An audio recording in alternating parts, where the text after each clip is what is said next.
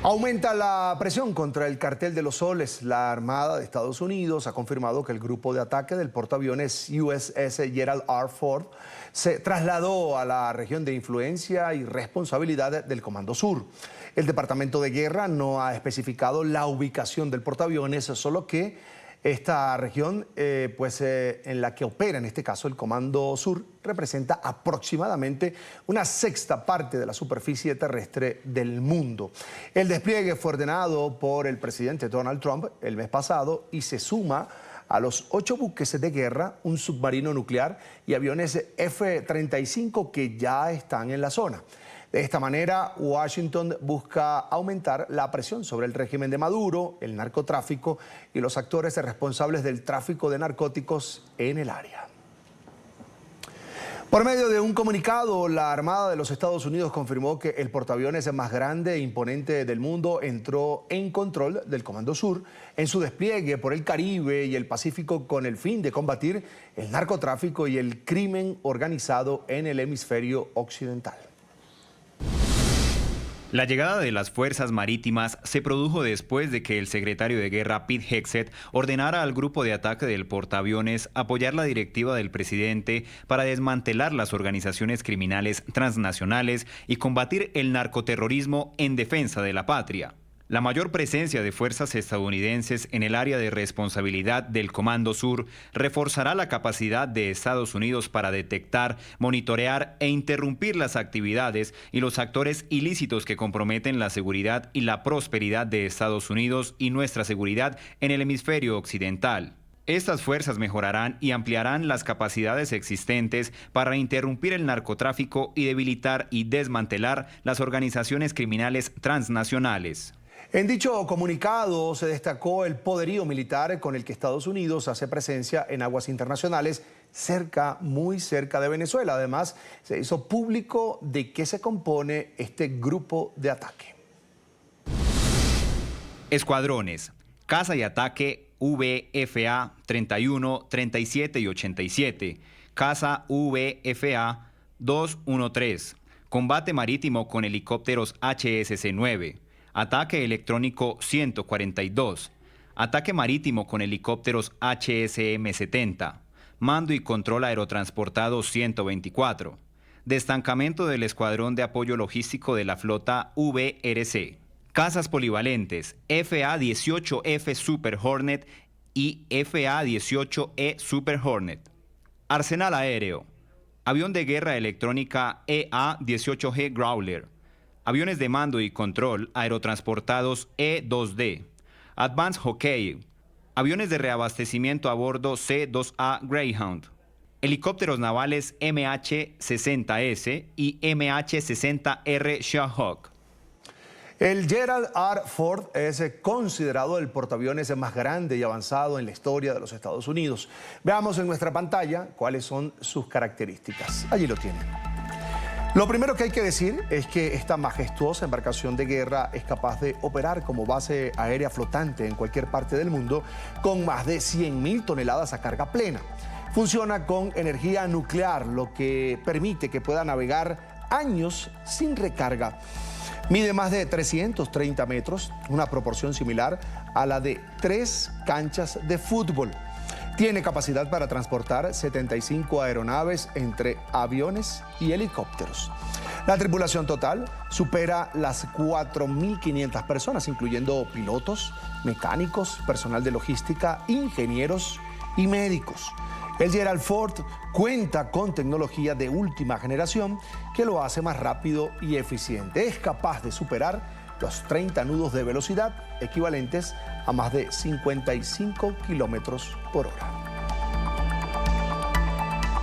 Y una de las primeras reacciones a favor de la llegada del portaaviones Gerald Ford provino del congresista republicano Carlos Jiménez. El representante expresó en su cuenta de la red social X que el buque militar más grande del mundo se unirá al despliegue contra el denominado Cartel de los Soles. Desde el Congreso de Estados Unidos, puedo confirmar que nuestro portaaviones más grande, el USS Gerald R. Ford, ha ingresado al área de control del Comando Sur en el Atlántico para incorporarse al despliegue militar contra el Cartel de los Soles. Fuerza y fe. Y en respuesta a estos movimientos de Estados Unidos, el régimen de Venezuela anunció un despliegue masivo de uniformados en todos los estados del país. Además, Vladimir Padrino López, el ministro de Defensa de Maduro y jefe de las Fuerzas Armadas, aseguró que responderán en caso de que Venezuela sea atacada. Somos amantes de la paz, amamos profundamente la paz. No queremos guerras ni aquí ni en ninguna parte del mundo. Pero si llegan a tocar a Venezuela, bueno, aquí no van a conseguir. Pásense por las calles, pásense por los cuarteles, pásense por las comunas, pásense por las unidades comunales de milicia y ahí verán un pueblo determinado a defender esta patria hasta la muerte. A esta hora quiero dar la bienvenida a nuestro primer invitado en la tarde de hoy. Es el doctor Layos Sasdi, analista de Relaciones Internacionales, especialista en cuestiones de política exterior, defensa y Fuerzas Armadas. También es el profesor en la Universidad Interamericana de Puerto Rico. Ya está en pantalla. Doctor Layos, bienvenido. Buena tarde. Buenas tardes, gracias por invitarme. ¿Qué implicaciones operativas y estratégicas tiene este traslado del grupo de ataque del portaaviones USS Gerald R. Ford a esa área de responsabilidad del Comando Sur? ¿Usted cómo lo ve? ¿Cómo lo analiza? Bueno, si es cuestión, por ejemplo, de destruir presuntas narcolanchas, pues tiene una gran capacidad operativa con sus cazas FA-18EF Super Hornet para llevar a cabo ese tipo de misión.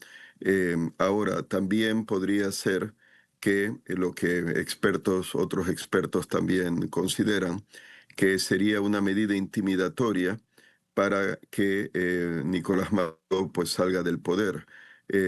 Pero ya como ustedes han puesto, ¿no? Los testimonios de, creo que era Vladimir Padrino López, que no van a retroceder, como que no se van a rendir.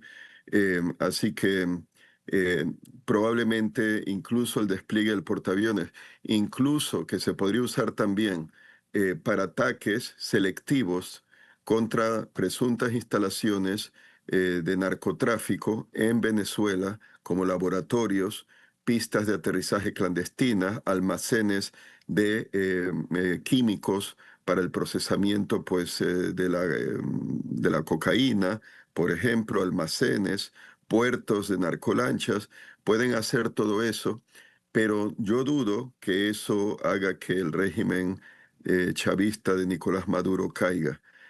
Ahora, si hay una operación militar terrestre limitada, pues darían cobertura aérea con su formidable poderío aéreo embarcado, el portaaviones Ford. Aparte que ya saben, va acompañado y hay en la zona destructores de misiles teledirigidos, el crucero Lago Erie, que están armados de misiles Tomahawk para ataques de precisión a tierra. Así que esto lo que le da el portaaviones es varias opciones al presidente Trump, pero también depende cómo va a reaccionar Caracas, el régimen de Maduro, y si realmente se sentirá intimidado para que salga del poder Nicolás Maduro. Pero ahí está otro problema. Pueden reemplazar a Maduro, pero el régimen se queda.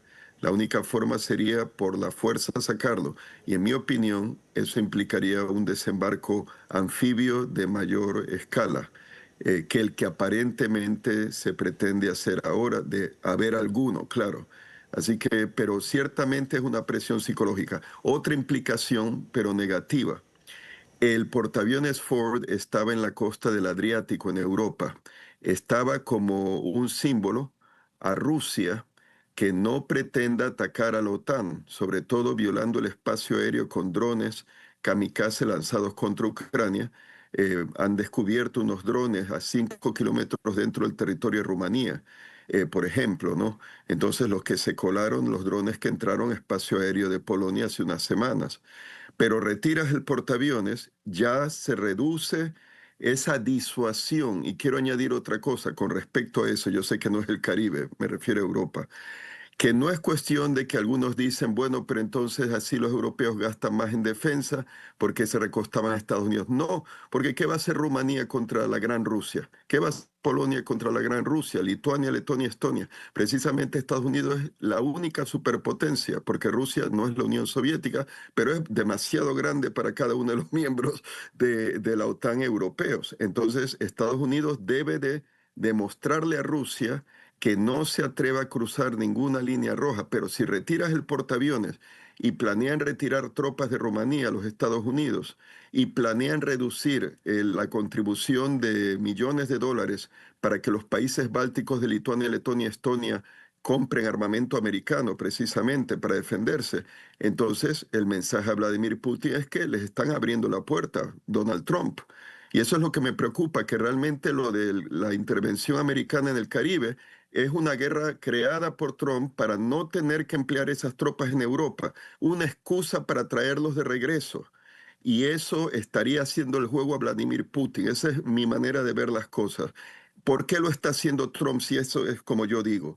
Porque le está chantajeando Putin por material comprometedor, compromat, como su amistad con Epstein, o porque Trump ha acordado con Putin en Alaska en su anterior cumbre que América para los americanos y Europa para Rusia.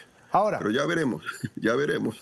señor Sazdi, el gobierno, ahora que toca el tema de Rusia, el gobierno ruso denunció como ilegales e inaceptables los ataques de Estados Unidos contra narcolanchas venezolanas, defendiendo al régimen de Nicolás Maduro, aliado por supuesto conocido del Kremlin. El ministro de Asuntos Exteriores ruso, Sergei Lavrov, acusó a la Unión Americana de utilizar como pretexto esa lucha contra el narcotráfico para cometer actos que, según él, violan las leyes. Lo escuchamos y sigo con el señor Sazdi. No puedo terminar mis declaraciones sobre Venezuela sin manifestar nuestra postura sobre lo inaceptable de las medidas tomadas por Estados Unidos. Con el pretexto de luchar contra el narcotráfico de drogas, están destruyendo embarcaciones que, según ellos, transportan drogas sin ningún juicio ni investigación. Y no solo sin juicio, sino sin presentar ningún hecho a nadie. Así es como actúan en general los países sin ley, así como aquellos que se consideran por encima de la ley. Ya escuchó usted al canciller ruso, Sergei Lavrov, pero quiero preguntarle también, ¿qué peso le da usted a esos informes que dicen que el régimen de Nicolás Maduro en Venezuela está desplegando armamento ruso y preparando tácticas, técnicas de guerrilla para responder a esa supuesta agresión de Estados Unidos? Bueno, ahí se verá si realmente las declaraciones de Lavrov, el ministro de Exteriores, son, vamos a decir desde el punto de vista de Moscú, sinceras en cuanto a que les molesta que Estados Unidos intervenga con un aliado de Moscú como es Caracas, ¿no? La Caracas chavista. Pues o es así que realmente, o simplemente pues que es solamente para dar la impresión. Ahora, los hechos hablarán por sí solos. Sí, si resulta que Moscú repara los aviones Sukhoi 30 MK2 como Chávez ha solicitado, pero aún más peligroso. Sí, y no solamente sería Rusia, porque Rusia es un actor, pero no olvidemos a la China, no olvidemos a Irán, que son también muy aliados de Maduro, de su régimen. Si le van a proporcionar drones kamikaze FPV, que ya salió una noticia que cadetes militares del ejército venezolano los están entrenando con simuladores computarizados para usar esos drones kamikaze FPV de uso personal, que el atacante, o sea, el piloto, está a distancia controlando por control remoto el dron armado de explosivos, como hicieron inicialmente los ucranianos, pero ahora lo hacen los rusos, aprendieron cómo hacerlo también muy bien, y lo estrellan contra un tanque enemigo, lo destruyen o atacan un vehículo civil o atacan, en el caso de los rusos, o atacan soldados enemigos para liquidarlos. Entonces, si resulta que Rusia realmente prepara, y eso tomará tiempo, porque de la noche a la mañana, si Estados Unidos decidiera realmente tumbar al régimen de Maduro e interviene militarmente, no le daría tiempo a las fuerzas estas bolivarianas de Maduro de soportar un embate de fuerzas profesionales como las americanas. Pero si Estados Unidos se pone a amenazar y quizá bombardear, pero no saca al régimen, podría ocurrir que en 2, 3 o hasta 5 o 6 años, si es que sus aliados, Rusia, China e Irán, les ayudan con tecnología de drones. La China es un gran fabricante de estos, podría proporcionarle pues los materiales incluso para ensamblarlos en Venezuela. Si les preparan para este tipo de guerra moderna, esta revolución de la guerra moderna como se ve en la guerra de Ucrania, entonces ahí sería más difícil para Washington poder lograr una acción decisiva, a menos que fuese una invasión a gran escala, tipo Segunda Guerra Mundial, o el desembarco en Incheon en la Guerra de Corea por parte de MacArthur, o sea, miles de tropas y de recursos. En eso Estados Unidos siempre tendría la ventaja, porque en última instancia Estados Unidos tiene un poderío aéreo formidable y naval con misiles cruceros lanzados desde submarinos y navíos de superficie para destruir blancos terrestres, que incluso si en estos momentos Rusia se enfrentara solo a nivel convencional, nada nuclear, con Estados Unidos los barre, los barre. Así que Venezuela no podría soportar, pero todo depende. Está dispuesto a llegar pues a ese extremo, que los medios los tiene, pero es mucho gasto también. Y ahora con el gobierno que ha estado cerrado, ¿no? Pues por cuánto, 40 días más o menos, pues habrá mucho gasto que cubrir. Pero todo depende, por un lado, qué va a hacer Trump al final, y todo depende si Rusia, China, Irán rearmarán a Maduro como para resistir una potencial invasión. Pero el problema no se queda allí, porque ya yo he visto en noticias que el ejército, el narcoterrorista Ejército de Liberación Nacional, el ELN, y las disidencias de la FARC han llevado a cabo ataques con drones kamikaze, derribaron un helicóptero, no creo que del ejército colombiano, estrellándolo contra el motor, matando a la gente que había en el helicóptero, atacaron un vehículo blindado colombiano, no sé si de la policía o del ejército, creo que matando a 2 o 3 soldados, atacaron una lancha blindada en uno de los ríos de Colombia, solo que ahí pues no sufrió mucho daño, pero ¿dónde aprendieron estos narcoterroristas ese tipo de guerra? La inteligencia militar rusa desde Venezuela. O sea que a mí lo que me preocupa es que con este despliegue de fuerzas o van a por todas y sacan a Maduro, aunque tengan que emplear 20.000, 30.000, para sacar a Noriega fueron 26.000 hombres. Pueden ocupar La Guaira, el aeropuerto internacional Simón Bolívar de Maiquetía y de ahí avanzar a Caracas. Si no lo hacen, los aliados de Maduro pueden rearmarle de tal manera que sea más difícil sacarlo, no imposible, y que de ahí influencien sucesos y eventos dentro de Colombia para desestabilizarla. Así que espero que en la Casa Blanca tomen en cuenta lo que puede ocurrir si no van a todas a por todas, si realmente quieren tumbar a Maduro, como se ha reportado, que eso es lo que Marco Rubio es lo que quería y que convenció a Trump. Es lo que dijo el New York Times. Pues vamos a ver qué va a pasar, ¿no?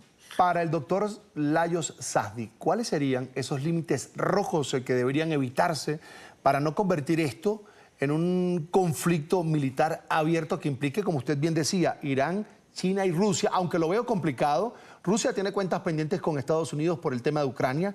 China acaba de negociar el tema de aranceles con Donald Trump, y el tema de Irán, el régimen iraní, pues fue bombardeado, en este caso por Estados Unidos, a razón de Israel, y nada dijeron. Sí, bueno, en el caso ahora mismo, si hubiera una intervención militar, porque vamos a ver, creo que han prohibido el acceso entre 150 o 300, ahora no recuerdo, 3.000 metros de altura máximo sobre la base americana naval de Roosevelt Road en el este de Puerto Rico. Se ha prohibido los vuelos, creo que hasta 3 kilómetros de altura, si no me equivoco, hasta marzo del año que viene. O sea que es una zona militar aérea cerrada, probablemente para evitar que drones de distinta procedencia, incluso que podrían ser de espías, entren y vean la concentración de fuerzas que puede que hay en Roosevelt Roads. Pero, ¿qué es lo que ocurriría? ¿Qué es lo que pasaría en última instancia? Todo depende básicamente de qué harán los rusos. Como usted ha dicho muy bien, los rusos está pendiente el tema de lo de Ucrania. Trump quiere llegar a una paz. Putin, yo personalmente creo que no quiere la paz, pero le hace creer a Trump que sí. Putin logró que no se desplieguen misiles Tomahawk, como pedía el presidente de Ucrania, Zelensky, que se le consideren esos misiles de lanzamiento terrestre a Ucrania.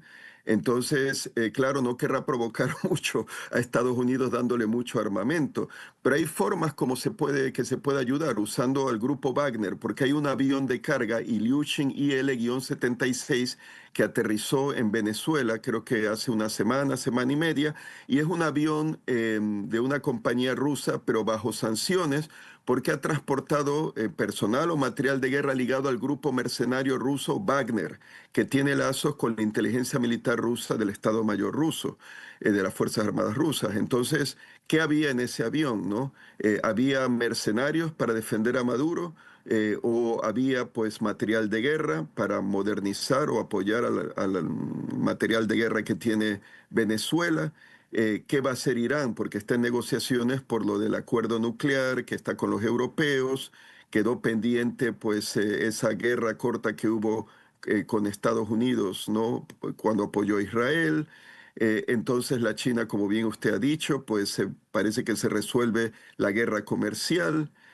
Así que la China tampoco, me imagino que querría provocar a Estados Unidos. Pero hay algo interesante porque en Cuba firmaron un acuerdo de alianza estratégica, también los rusos con Venezuela, y en Cuba, por eso que cuando se hablaba de los misiles Tomahawk que se le iba a dar a Zelensky, se hablaba de eso hasta que después Trump decidió no hacerlo, que Cuba le permitiría a Rusia desplegar armas ofensivas, sin entrar en detalle, en suelo cubano.